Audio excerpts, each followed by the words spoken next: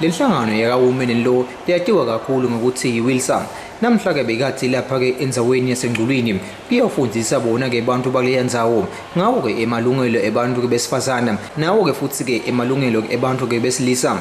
Kanti le nhlangano ithi kubalulekile ukuthi bona-ke abantu besilisa bamungele ukuthi lesikhathanyalo bona-ke abantu besifazane kufuna babe khona-ke ebuholini ngoba likhulu-ke ichaza labangalidlala uma ngabe-ke abantu besifazane sebakhona-ke ebuholini. Netinkinga nje tasemakhaya emendveni ngito tintfo lokhandza kutsi tiyinkinga kakhulu netesondlo konke loko office tintfo lelikhona ukuthi libasite abantu libakhombe indlela lengiyokuthi kufanele bahambe babheke ngakuphi.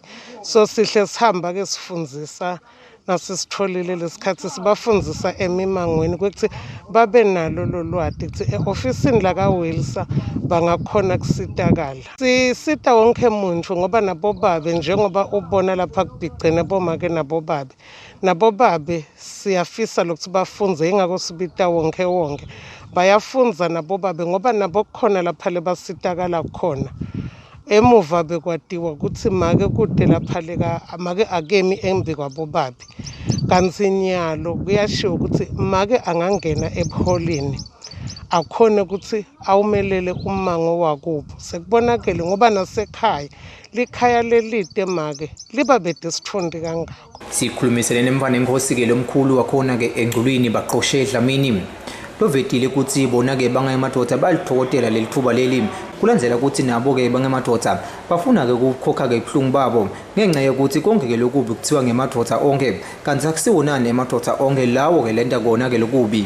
Kuye kwenteke lokho ukuthi kuthiwe emadoda agangatha abafati noma kunjani kungakhulumeki lokho ukuthi hayi onke kungazuthi nje abantu labaduna setilwane kanzi lencenye lo muntu kwente lokhu ukusimo lesithite encenye beka khona ti labe kakudlile kungaba ngiloko lokudzakisa ingqondo kungaba ngiloko lakubhema umuntu kumende angabe sesimene khanzakale kedza ukuthi khulumeke ungazuthi onke nje madoda asanjena emhlabeni kusiphatha kabi ke thina madoda noma ngabe kudlule umuntu noma kwentekeni kepha nase kubekeka lapha kubeta indzaba kubekeka ungazuthi sonke sinjalo kanti asinjalo. Lesiveve sikathi sihlangene khona-ke eNgqulwini kuyawufunza-ke sifundiswe ngiyo kwinhlangano yaka-WILSA setshengisile ukuthi nangemambala bakuthokotela lokhu kule bakufunzako.